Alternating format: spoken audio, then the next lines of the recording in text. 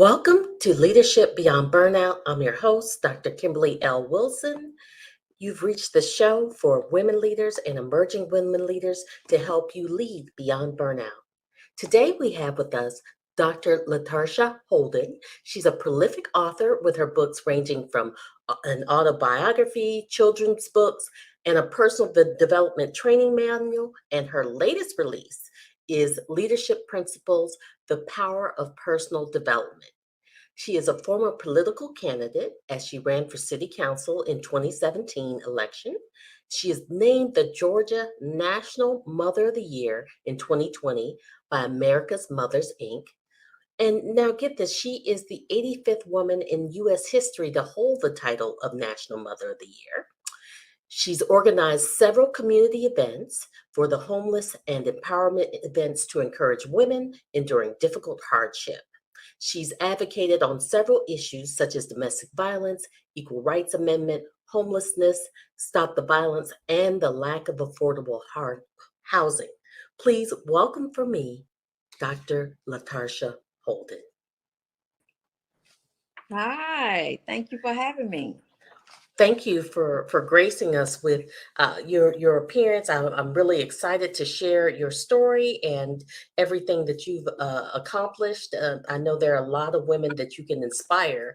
Uh, I really wanted to touch on your your desire for community advocacy. Can you tell us a little bit about where that comes from? Because you're a leader in your own right, and yet you fight for those who are having difficulties as well.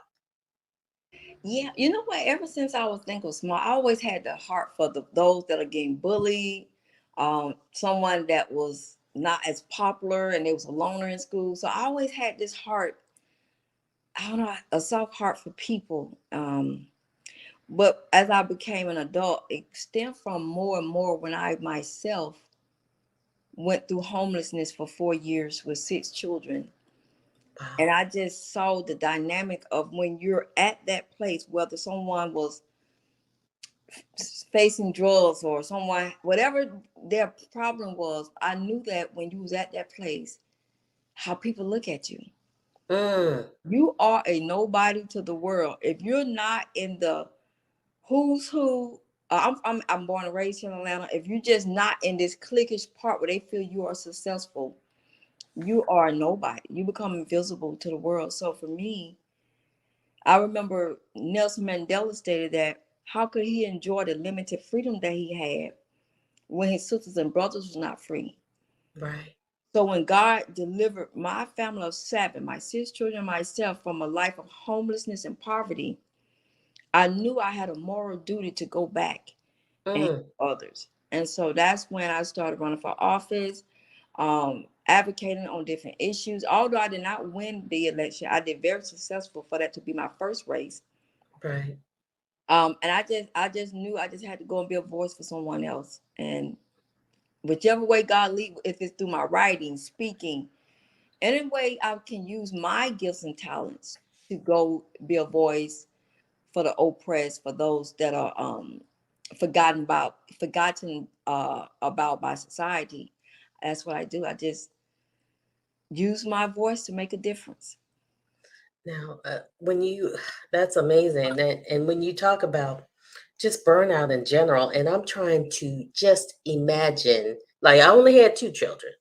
So, first, I'm amazed that you had 6, and to have them in a vehicle and have the wherewithal to make sure that they are getting to school every day and getting what they need and having the grit to want to continue to go on. So I don't know about you. I know in times when I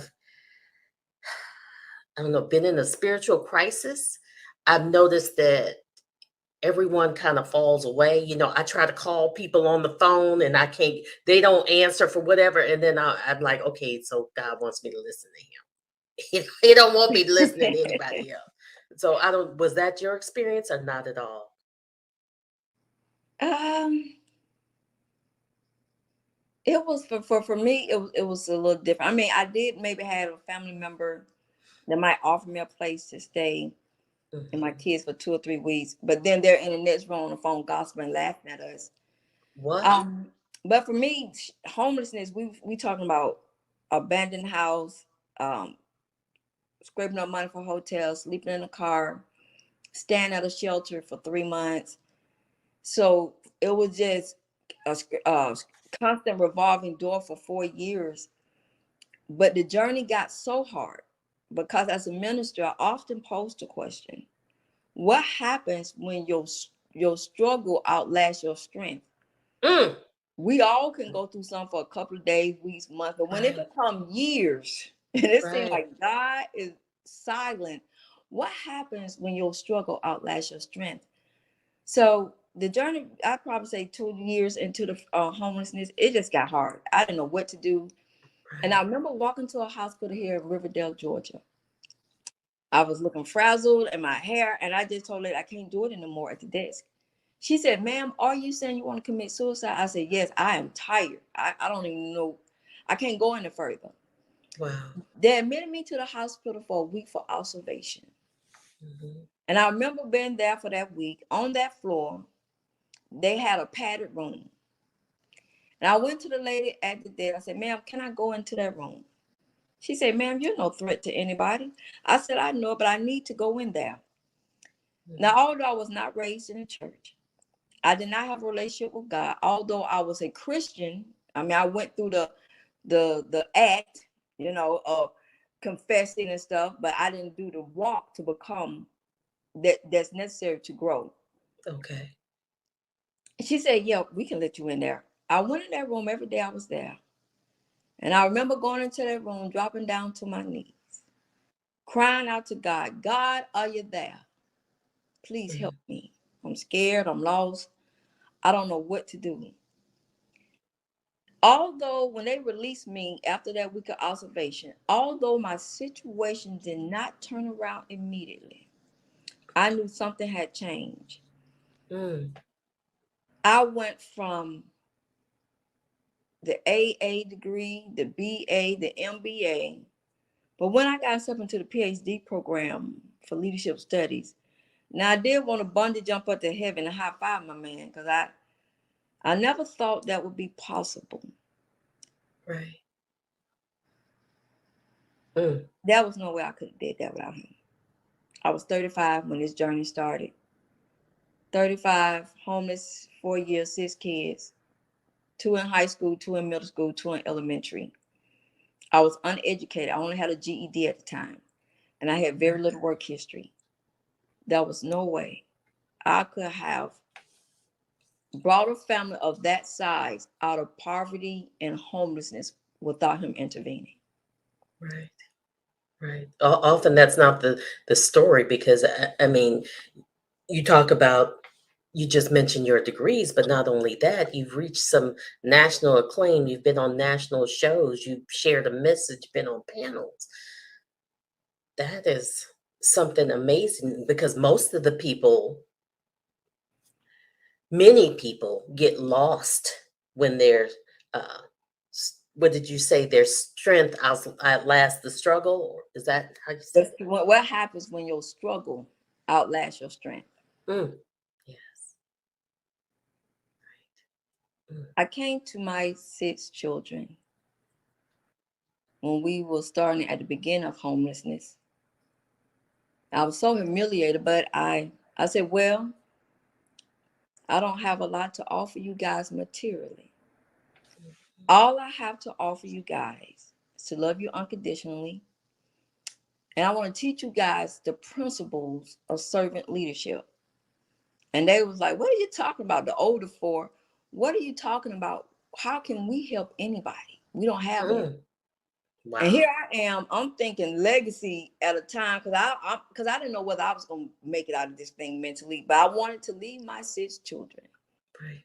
with the key that I believe that they can build on to become great leaders. We did about 4 or 5 events in the community, and as they got older, one by one, that one little seed that I planted, they began to come to me. They're all successful. They're all grown now. My oldest son came to me and said, "My way of giving back is joining the United States Marine Corps." Hoorah! He served 10 and a half years. He's medically retired. Now he's graduating next year with his bachelor's. Another daughter say, my way of service going to the Army. She served 4 years and she just entered to a master program. Wow. Another daughter said, well, my way of giving back. You're amazed. My way of giving back. She went into the medical field. She's an EMT, licensed pharmacy tech, and she holds a bachelor's.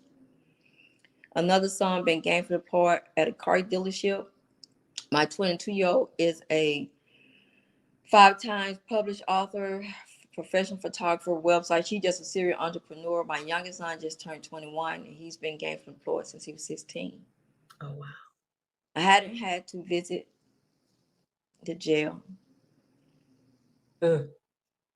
Gangs, had no problem with gangs. My kids, I did everything I could to save my 6 children from a life of poverty and drugs and gangs, and to see them now. My grandson is 12. At 9 years old, he became a published author. Wow. So now God has allowed me at this point in time to not only see my children, now seeing their children's children. And I'm just amazed that one little seed of leadership, of service, servant leadership, they took that seed and ran with it. Right. Now, do you feel like in order to get there that you had to just run on all cylinders to get there, or was it a slow trajectory up? I definitely had to run on all cylinders. I had to tap into my masculine energy in order to survive. I mean, when I enrolled in college, we was living in a board up house and squatters. Mhm. But I remember that I had 12 eyes watching me. And as I paced the floor of that board up home, I knew I had to do something to at least give my 6 children a fighting chance out of this situation. And it was in that board up home I enrolled in Bible college. And from that moment, the trajectory just, nothing was planned. No running for city council, right? From that moment. Oh, so you didn't have your plan scripted out. You got into some momentum. I got into some momentum. And when I started to realize what my gifts and talents was, um, love and compassion for humanity. I used those gifts and talents, which to me was small. I'm like, this is not a real big gift, God. Love, what is love and compassion for humanity? What is that? Right. And I just put my blockers on. I didn't care what family said. I had to become so focused on the cross, on the end goal. And before I knew it, I matriculated through college, my AA, my BA, my MBA. But when I got got accepted to the Ph.D. program for leadership studies, I don't know. If I could have bungee jumped up to heaven, just high five God, just hug him, I could never believe this. High school dropout in the 10th grade is entering into a Ph.D. program under the circumstances. And then that's when I realized that I started reading so much. And Nelson Mandela made the statement that how could he enjoy the limited freedom that he had when his sisters and brothers was not free? And that led me to run for city council. And then I said, well, God, how can I use my gifts to continue to serve people? I'll start writing books, on leadership. Anything I can pour myself out that I've actually been through. That's something I just studied at school. Right. Because I believe a leader makes the best impact off of their personal walk, not just what they've learned from education. Right. And so I began to write. Now, as of today, I'm a 19-time published author. 2020, I became a comic book creator. I just started to use my gifts, and to see my 6 children use their gifts in their own respective way. All I could do is say, thank God. Right. And when you talk about your gift of love and compassion and thinking that it was a small gift, was it last night I just happened to watch an old show. It was um, I want to say it was Babies Behind Bars, and it was talking about uh, these minors who had committed some heinous crimes, and they had received life, when they were 14, 15 years old.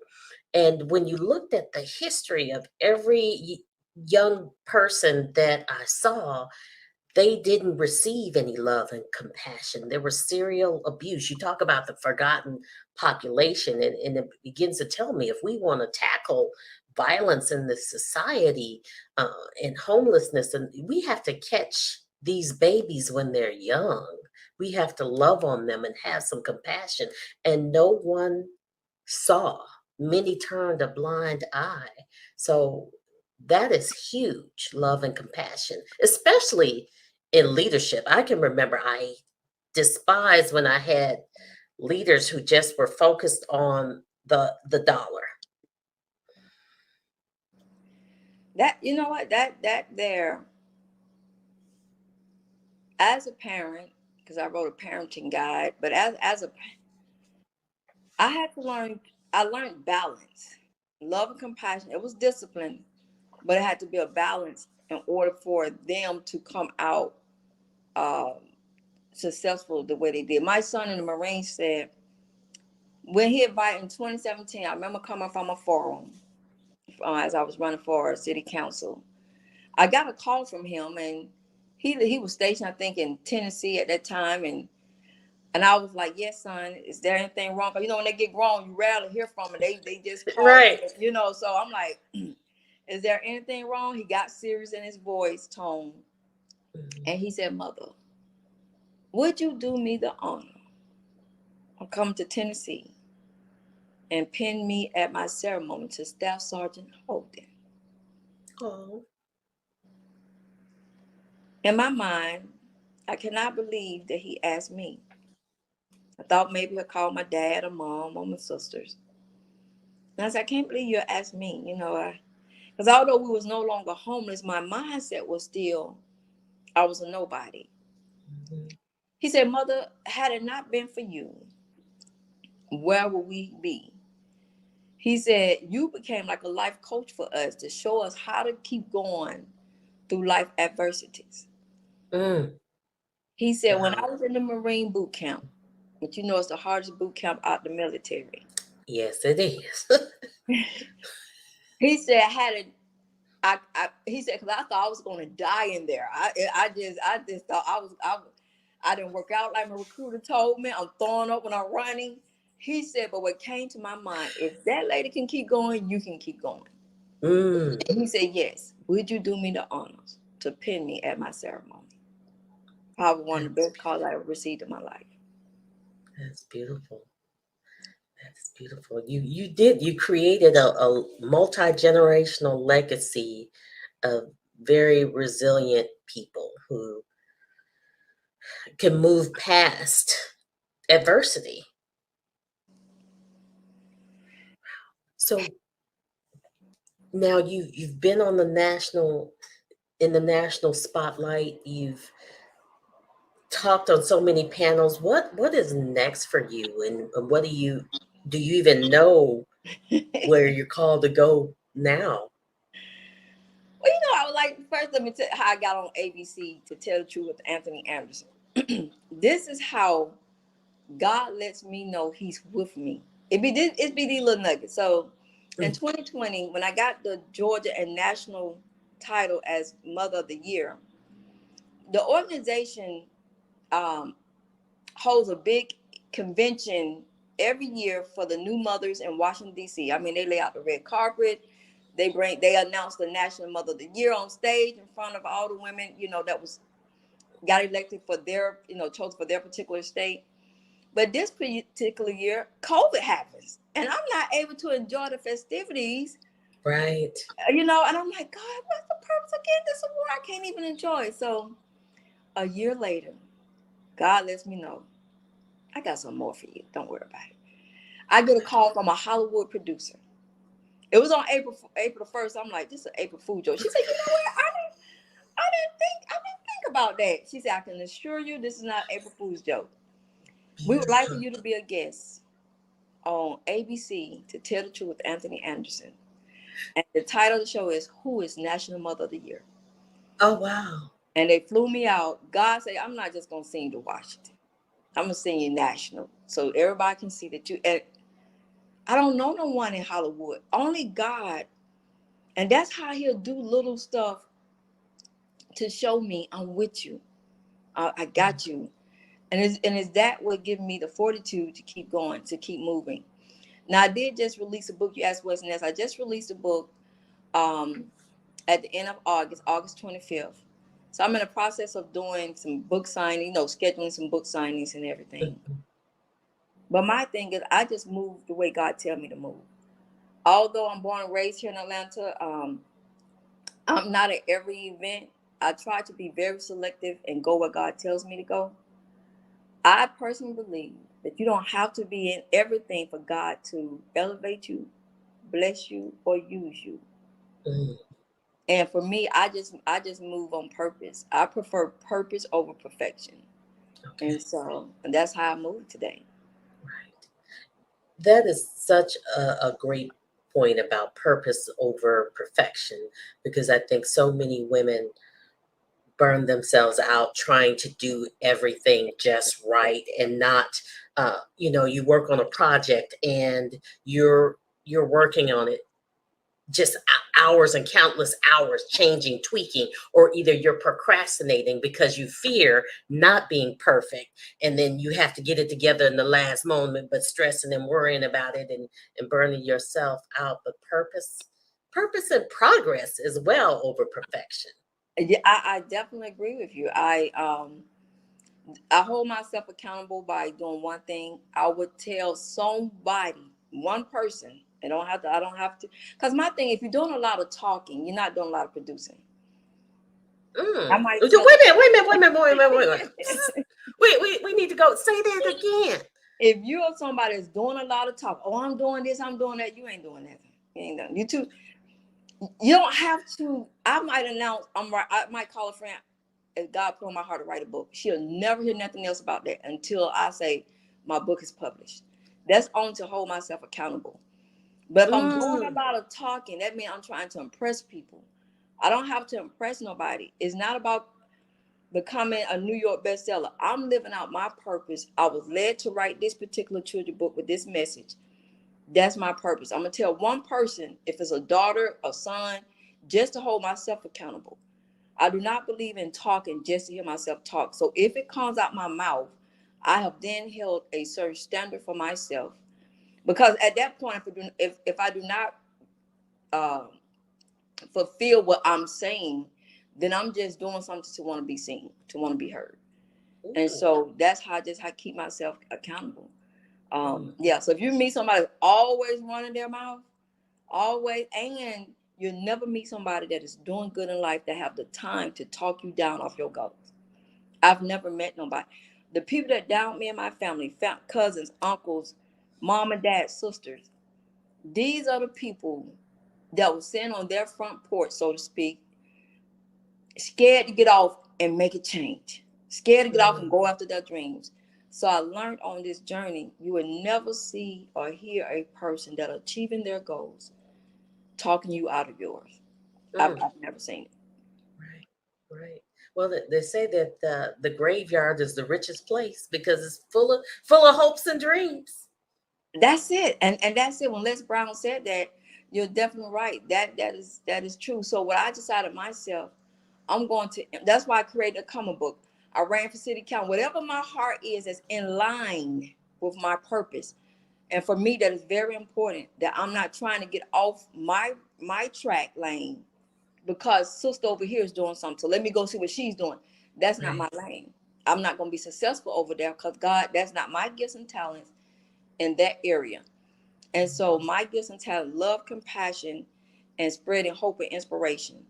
And whatever God gives me to use my gifts and talents to do, I do. And so that's how I just run. I run my life. So when my time here is up, they can say she lived a life of purpose. And I got books, my kids and grandkids and great grandkids can go back and say, that was my grandmother. Right. That was my mom. And then there's nothing greater to have that, to be able to look back at a legacy of love and purpose. And then it's really hard for you to get lost. I mean, but some do, they feel overwhelmed by that purpose. But it sounds like, uh, when they look at, wow, this is what my forefather achieved, my foremother. Um, but it seems like you wrapped it in enough love and they got to observe you doing so and watch your steps, that it wasn't this mysterious overwhelming path. Yeah. It was possible. It was, I mean, when you think about enrolling in college, living in a board up house as squatters, that allowed me to look at life in a different point, that there would never be a perfect time to do what God is calling you to do. Mm, For me to be living in a board up house as squatters, no money, no outside support, no connections that can get me a job or help me and my 6 children, I had to go. Jim Ron said that we all must suffer one or two pains: mm, the pain of regret or the pain of discipline. mm. I had to learn, if either I'm going to suffer the pain of discipline, I'm going to suffer the pain of regret. And Right. that's when I realized my undergrad professor told the class one day that the world belongs to those who are disciplined. So I had to learn the art of discipline, which caused me in the last 15 years to go from a GED to a doctorate, run for city council, publish 19 books, raise 6 kids, because I learned the art of discipline. Right. And your approach to discipline, it's interesting because, for me, because it's so different from mine. You talked about mentioning it to one person to hold yourself accountable. And for me, I you don't know about it until I'm doing it. It's out there and then somebody's asking me like, "Oh, I didn't know you were." It's like, yes, because I'm struggling with my own doubts and fears and worries. And so I have to, keep myself shored up every day in prayer and thoughts and affirmations. And I can't hear everybody else's doubt. So Yes. I have to move in silence. But I may have to integrate that.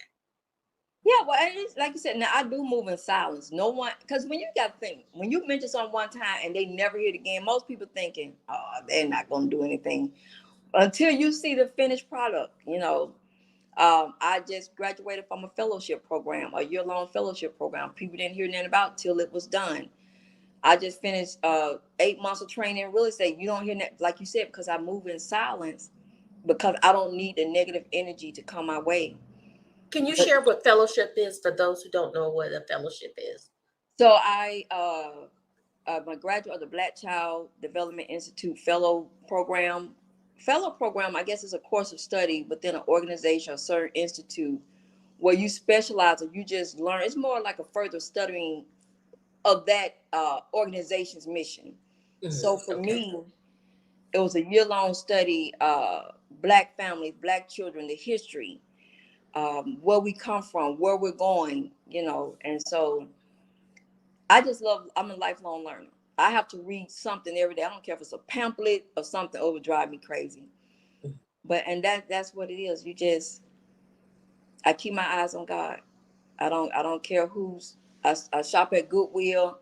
I'm not trying to impress nobody. I don't a little beyond my means so I can look like somebody. No, feel like I'm somebody. I know who I am now, and I know why I'm here.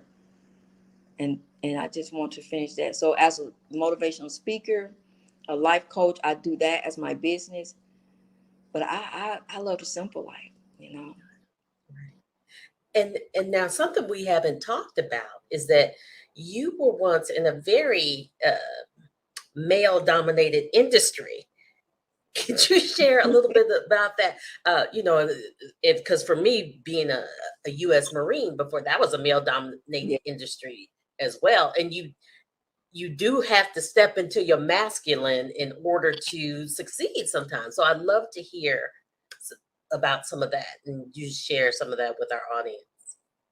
Which field are you referring to, so I can make sure I find? Your what was it? Oh, the construction business I had Yeah. for 5 years. Yes. Well, yeah, my ex-husband came to me. We met in our early 20s. He was an electrician. The guy can wire up a building with his eyes closed. And I was his little office secretary. And we were young, 24, 21, but he was just gifted at electrical. And he didn't have the business knowledge to run. So one day he came to me. He was being funny, but I didn't know it at the time. He was like, why don't you start your own business? And if you succeed, you succeed. If you fail, you fail. It's all up to you. Now, here I am, a mother of 4 kids with a GED. My family used to tell me, girl, just go get a fast food job and call it a day. But here go this man telling me, and I'm like, you think I can run a business? He was like, yeah, go ahead. It's all up to you. Dr. Wilson. He didn't know. He thought he was playing with you. He didn't know he just started a fire. He started, Dr. Wilson. When I say I almost became a household name, I started the business, and this is how we became homeless. So that's a good question. I started the business, so I'm known as Lady Contractor. We talking about this is early 2000. You didn't see too many women contractors, especially on platform. I mean, I went through Goodwill construction class. I'm learning certifications, training how to read blueprints. And my husband ended up not liking me. He ended up what? Not liking me. He could not stand me. And I'm like, why did you tell? So at this time, I have 2 little kids with him. So now I have 6 kids. And he started sabotaging my jobs. He started, because he was over the electrical team. He would go to the job, leave them half done, so people can call me, make me look bad. And I asked him, I said, why would you tell me to start something? Right. And then start hating me? He said it was a joke. How do you come in the construction field and outdo me? Right. And so for me, I felt bad that I made him feel bad. I didn't know myself. I was a high school dropout. It's just some guy just happened to tell me I could do something. Right. And you just took the ball and ran with it. I took it. I had office space. I had teams. I had company van work. My goal was to take us to a Fortune 500 company. Wow. And he came to me. He said, give up the business if you want me. I'm like, but I didn't do anything. He said, give it up. And I remember crying to God. I'm like, why? I didn't even do anything wrong. And when I gave up the business, because I wanted my marriage, but I was so emotionally defeated, I couldn't even look at myself in the mirror when I did that. When you failed yourself. When he saw that I felt myself, when he saw that he had beat me down mentally about this, he left me.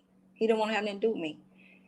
And so that was the punishment, right? That was the punishment. And that took my mind into, Dr. Wilson, I ain't never been rejected for doing good in life. I didn't understand. I didn't understand.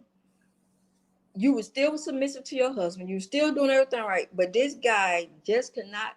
He said I could have handled if you were successful when I met you. How you come into my life and become successful after me? I didn't understand that language. I'm just amazed that with his mindset that he had the wherewithal to be self-aware enough to understand that and to admit it.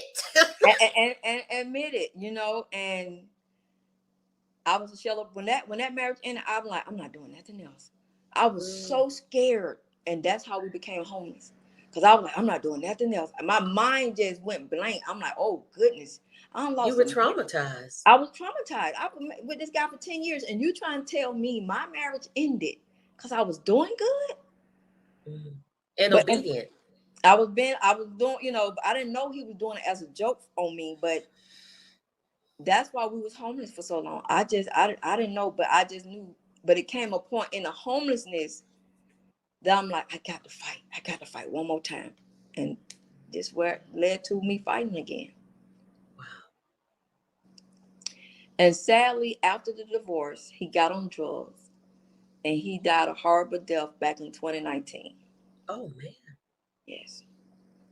So the last 15 years, I've been rebuilding my life, my mindset, working on my self-esteem, my confidence, and that's probably what made it harder than being homeless. because now I'm in a position where I feel forced to go and be who God is calling me to be. And so I'm kind of fighting God because I'm like, I'm not going back out there. You saw what happened. So I'm fighting him. Right. And he just pushed me. And I'm looking at my 6 kids. I'm like, I got to do something for them. And I got the strength to say, in that board up house, let me fight one more time. And I enrolled in college.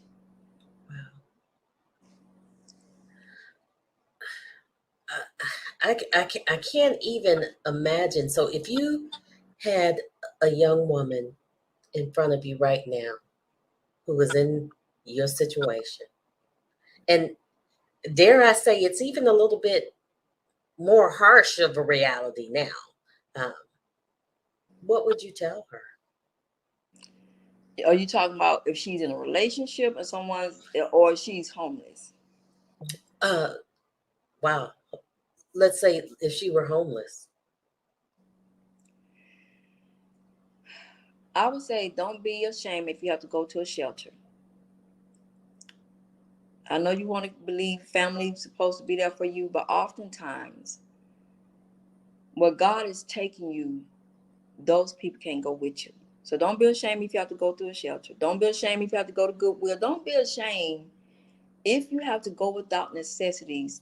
The not the daily necessities, but the things that you really want. You know, you want to look at somewhere. Don't be ashamed of that. Go into a place of safety, shelter, whatever's a safety net for you. Go there with your head up. Picture where you want to be in the next 5 years. Just for me, I knew I had to go back to school. I was a high school dropout. Wherever your last place that you gave up on yourself, you might want to start there. And what happens with a lot of people, they give up because nothing happens overnight. So I'm telling you, if God had told me, daughter, in 10 years, if you keep going, you're going to be a political candidate. But you got to go through this first. If he had told me in 15 years, you're going to be on national television, I'll probably try to take some shortcuts. So he's not going to tell you the full plan all the way. But if you keep going, I guarantee you, if you keep going, you're going to see the light at the end of the tunnel. You're going to see the light. I think it was it Steve Jobs who said you can't connect the dots looking forward, you only connect the dots looking backwards. It all makes sense when you look back on your journey, That's it. how you got to where you're going. And So each step will unfold. It will unfold as you keep going, But you have that's when I started 50 after my husband, I was a Barney Fife. I was weakling. I was a Barney, but now I'm the Rock. Because in the wilderness, I went through the crucible. And you're a former Marine in the wilderness, and I learned the term the crucible from my son in the Marines. The crucible on your journey is, as you know, Dr. Wilson, the crucible for you guys was, hey, that either you're gonna make it out of this thing or you're not. And for me, the crucible, God had to burn all that old way of things. So that way, no matter who comes into my life and leave, I would never give up who I am to please a man, to get a man to like me, to stay with me. right. And so it has strengthened me. So my old way of doing things, I no longer do anymore. So I don't know if this is my curiosity or me being messy, but I I'm so curious that those people who were not present for you or who had negativity to talk about your situation and your circumstances, have they come back and said something like, I always knew there was something special about you, or wanted to get some support from you? I've had one or two cousins might call and want me to appear at something. And I'm like, oh, no, thank you. Now I've had family members, I always knew something, but when I'm running for city council, see what happens is that's why we got to be careful how we treat people. Mm-hmm. We never know who's going to be on the opposite side of that fence 10 years later. So for me, when I run for city council and had book signing, I start writing books, nobody would show. No family member would really show. My mom God rest her soul. She passed in 2019, but she did apologize a week before she died. And now, and the thing was, well, if you're preaching and you're speaking, they were worried about looking bad. Well, people gonna know you had family we didn't help. So that's why people didn't come. And so now, Dr. Wilson, they would be watching my story. They ain't saying congratulations. They watch it. Right. And every now and then I hear somebody say out the family, "Oh, we saw," because I was just on Fox 5 News, the Portia Bruner show a couple of weeks back in June. Mm-hmm. And they might say, "Oh, we saw you on news. We saw you on the show." I'm like, "Okay, thank you." Well, one thing I learned, Dr. Wilson, Jesus on my journey, the congratulations don't mean anything to me. I thank God for them. But the same people that was Hosanna, Hosanna, the first chance they got, crucify him. So I keep my eyes on God. So nothing outside what somebody say takes me to a different place. I just say, well, thank you. And I always keep the focus on God. Had it not been for God, I wouldn't be here. But yeah, I think then to see how six of my kids doing well, so God has a way of letting the people who thought it was a black sheep, he got a way of doing awesome, amazing things with those black sheep. Right. Sounds like you just have to have that fuel to continue to go further and know that this is not the end of your story. This is not the end. And he still don't have a lot of people helping me now. I reached out a couple of women who I've met over my journey as I was becoming a leader in Atlanta, because I received so many awards. And women be like, I asked for mentors, and I've had women, you on national, and these women have been in the professional field longer, so of course they got connection where they can say, "Hey, Dr. Holden, they're looking for a speaker over here. I mentor you." Their thing is, you basically did more than me, and you came from the bottom, and you on more TV and being interviewed around the world. And so I just leave it alone, and I just say, "Okay, God, it's me and you." It's me, and so whoever watching, don't get discouraged when God don't allow the people you think should help you. Don't get discouraged on that, and that's what I had to learn. Okay, God just don't want this lady to help me, so you just keep going. And then, when I get awards, it's fun. I've heard people say, "Oh, how many that made?" Or how many that, so that's God preparing the table in front of your enemies. That's how God do, he'll prepare it. So, And what I love is your awards are not paid for awards. no, no, no, We don't no, want we don't want to talk about that. Like no, I I don't can't. know that. How many No, emails I get all the time like, "Oh, you want this National Business Award?" Blah, blah, blah. I'm like, no, you no. don't pay for your glory. I probably have about, in the last 3 years, almost 16, 17 awards. I got a proclamation from the city of Atlanta as from a homeless woman to emerging leader in Atlanta. Only God can do that. Right. Only God can do stuff like that. Because there are people that work for years. It's like, okay, let me try and let me pitch this show. Let me do this. Let me try and get in here. Let me try and get in that.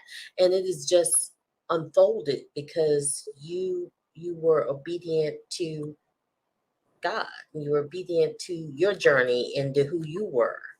You made the shift. I made the shift. I learned how to be obedient to the process. And so for me, since I know nothing happens overnight, I know there's no immediate gratification. And sometimes there is, but oftentimes for whoever's watching, the old saying from celebrities and artists says, by the time people recognize you publicly, you have spent 10 years behind the scene. And that is so true. Yes. That is about it. So you have to put some work in first, because people usually don't celebrate you till they see it's everybody else is doing it. But people are not clown. Okay, they doing it. Okay, and so Once you're popular. that's what the thing. I couldn't get the word I was thinking. I had a two put on there, so I'm still kind of trying to When you're talk. popular, you get your posse. Exactly. That's what it. And you know what? When people try to attach themselves, like this was one thing they did on social media when I was on Anthony Anderson's show. I start seeing people post pictures of me and them together. I'm like, well, that's odd.